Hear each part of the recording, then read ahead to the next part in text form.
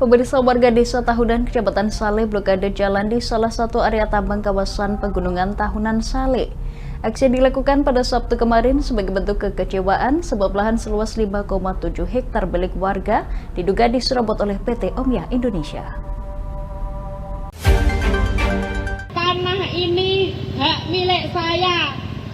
Kusna, warga desa Tahunan, Kecamatan Saleh, merupakan pemilik lahan seluas 5,7 hektar secara sertifikat hak milik atau SHM nomor 347 desa Tahunan.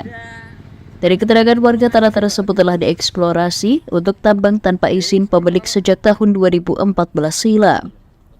PT Omya sendiri merupakan perusahaan penanaman modal asing atau PMA yang beroperasi di Kecamatan Saleh. Warga yang geram akhirnya memasang garis batas di titik yang dianggap merupakan milik Kusno. Bahkan mereka menjalankan sebuah mesin peko untuk membuat semacam blokade dengan cara menutupnya dengan tumpukan tanah. Suwedi, salah satu warga desa Tahunan Saleh yang menerima kuasa dari Kusno, mengatakan pemasangan batas lahan dilakukan lantaran PT Omya Indonesia tidak menghormati proses hukum berupa gugatan di Pengadilan Negeri PN Rembang.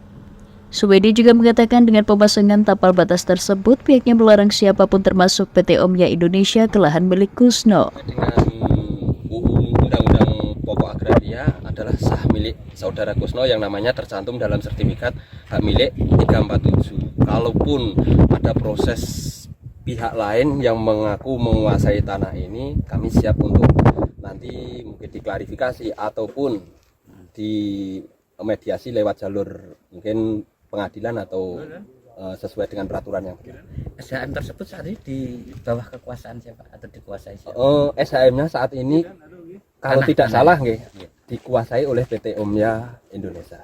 Termasuk tanahnya ya? Termasuk penguasaan tanahnya. Sebelumnya dikuasai oleh saudara Kusno, tapi beberapa waktu yang lalu karena PT Omya Indonesia PT Omya Mining Indonesia merasa telah mengizinkan tanah tersebut dalam IUP-nya, jadi tanah pun dikuasai oleh PT Omya Mining Indonesia.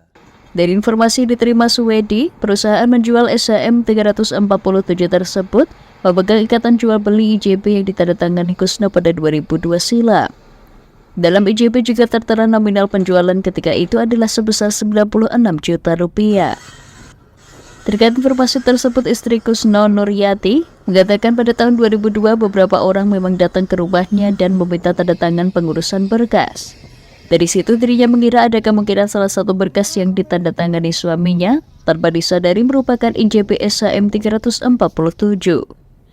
Nuryati juga menegaskan uang sebesar 96 juta rupiah tidak pernah diberikan kepada suaminya. Itu pas waktu itu dikumpulkan sama beberapa orang, diminta tanda tangan untuk pengurusan berkas-berkas. Tapi tidak tahu, mungkin saja diselipin satu kertas ditandatangani IJB itu. Padahal tidak pernah memang terima uang sama sekali.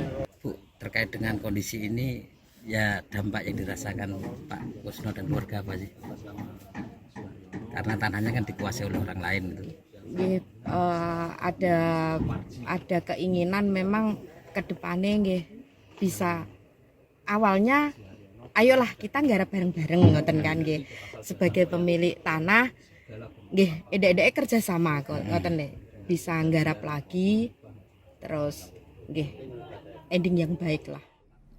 Dari Rembang, Fikirio, Lingkar TV melaporkan.